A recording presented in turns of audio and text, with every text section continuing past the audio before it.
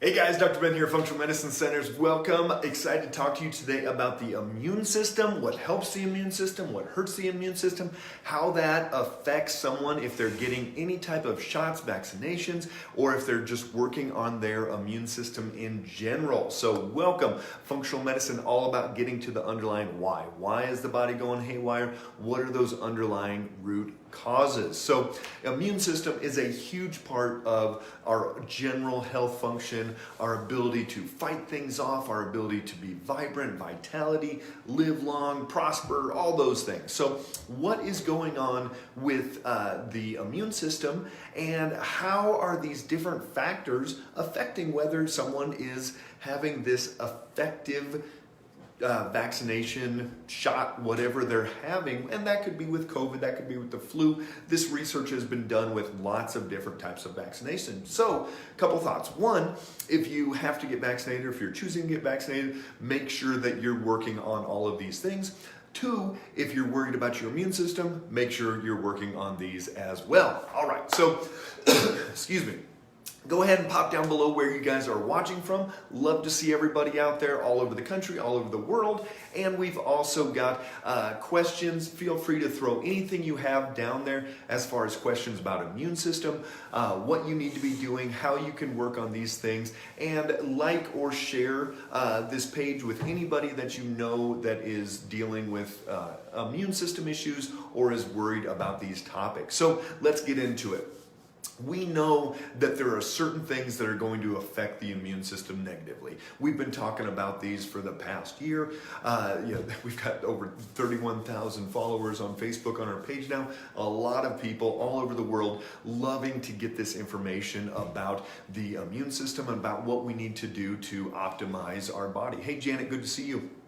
So let's go through this. We have some specific things that the research has shown that is going to impair, hey Alan and Lana, good to see you, that are going to impair the body's ability to have a strong, robust reaction when someone does get a vaccination, and how that's actually going to impair it. And it's going to actually, you've heard these numbers, this 95% success.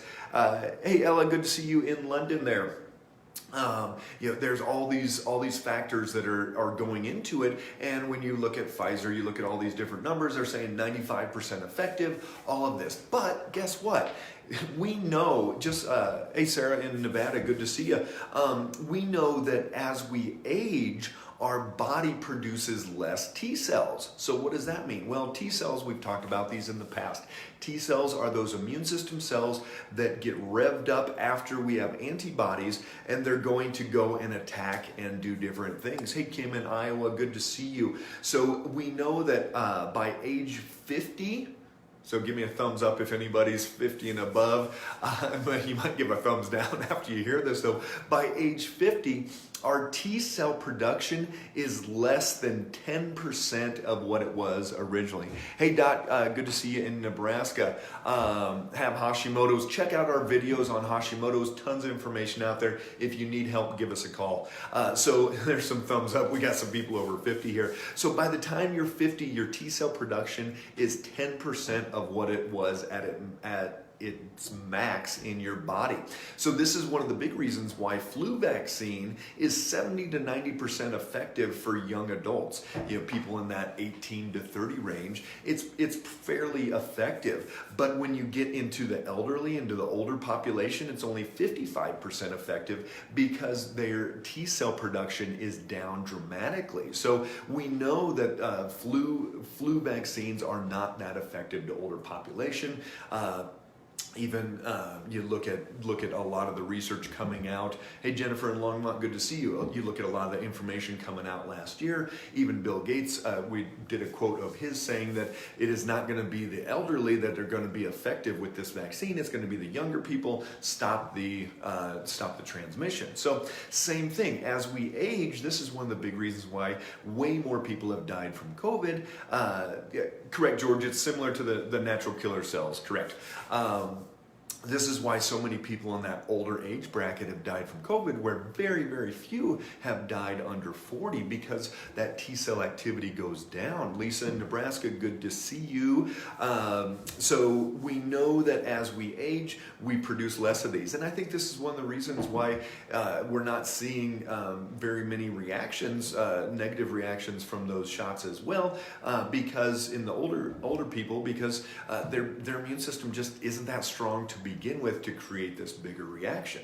So age definitely is going to be one of these things that lowers our immune system function, but also if somebody's getting a vaccine of any kind, it's going to decrease that effectiveness as well. I'll pop an article down below that talks about all this. Hey, Michelle in Pennsylvania, good to see you. So sleep is another one. We've talked about sleep hygiene a whole lot, and sleep is going to be huge for the immune system. Well, good for the immune system, bad if you're not getting the good quality sleep that you should. So we know that if you're not sleeping like you should, hey Eric, good to see you. If you're not sleeping like you should, you're not going to be able to build those T cells like you need to. So that decreased sleep is going to affect your immune system. You're not going to be able to fight things off. You get sneezed on, you touch a doorknob, whatever it is, your immune system is not going to work as well. You've got to get that good quality sleep. That's also if somebody's going to get a vaccination, go get a shot, they're not going to be as big of an immune response as they should be as well. So the research shows that people's immune systems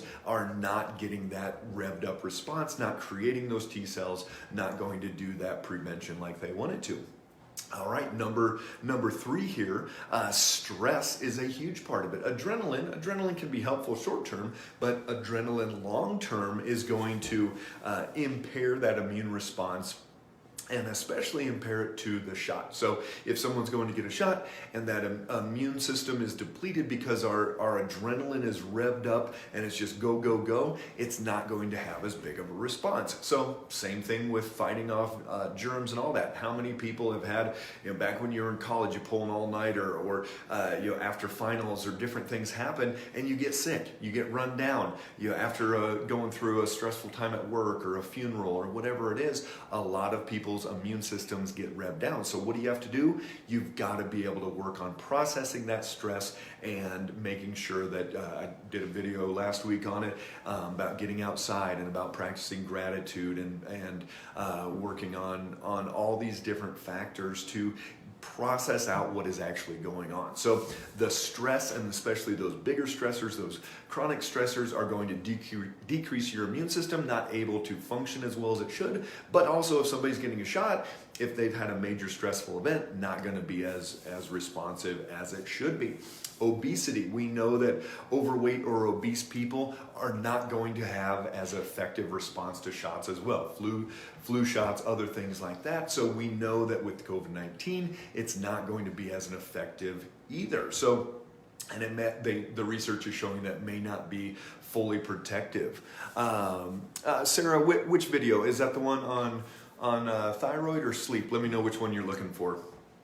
So being overweight or obese decreases our immune response. We know multiple reasons, multiple studies show this. Back with swine flu, 2008, 2009 through there, they showed a study where that people that were overweight or obese, they shed that virus for twice as long. Oh, Sarah, yes, if you just scroll down maybe five or six posts, it was, I've got a waterfall behind me, so you can look at the waterfall crashing as well. But yeah, that was, I think, Friday that we put that one up. So yes, with that obesity, people were shedding the virus for twice as long as somebody that was lean, meaning their body was not able to fight it off as quickly. It was able to sit in the body longer and not able to get rid of it. So we shed that virus for twice as long. So being overweight or obese decreases that immune response, also decreases the likeliness and the likelihood that you are going to be able to develop that immune response with getting a shot as well. well.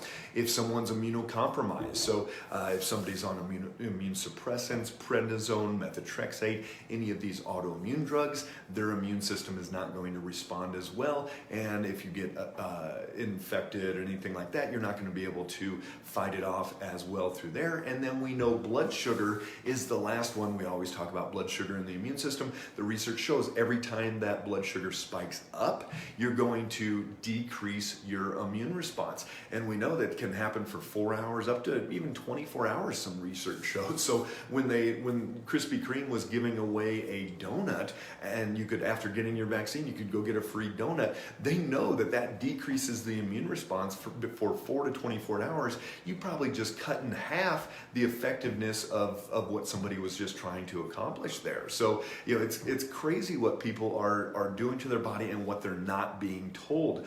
All of these things, from the sleep to the stress to the blood sugar to the weight to all these things, you know, people should have been, if they're truly concerned about having this shot be as effective as they possibly can, then people should have been preparing this. Dr. Fauci, all these different people should have been getting up there and preparing people. Hey, you need to be sleeping as well as you can. You need to get your stress down. You need to get your weight down. You need to be exercising. You need to be doing all of these things to get your body as prepared as possible. But unfortunately, they're not. They're just saying, "Oh, go get it. You know, you're overweight. Go cut in line," and not saying anything about this. So not only do we need to be doing these things to keep our immune system working well, but even for people that are going down that path of getting shots, they need to be doing all of these things as well to create that as big of a response as possible. Otherwise, you know, the research is showing it's as much, you know, if someone's older and all these other things that are going on in their body,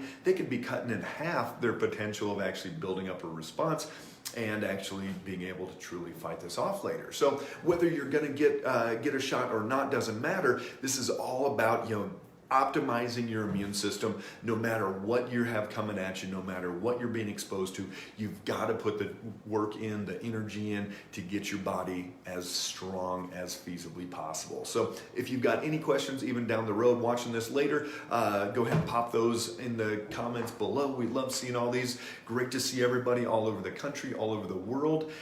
If you've got anything else, any other topics that you'd like us to do, you know, that's going to be a huge thing as well. Heidi, yes, vitamin D, very important for the immune system. I just didn't see any research that showed that vitamin D levels had a stronger immune response if someone gets their shot.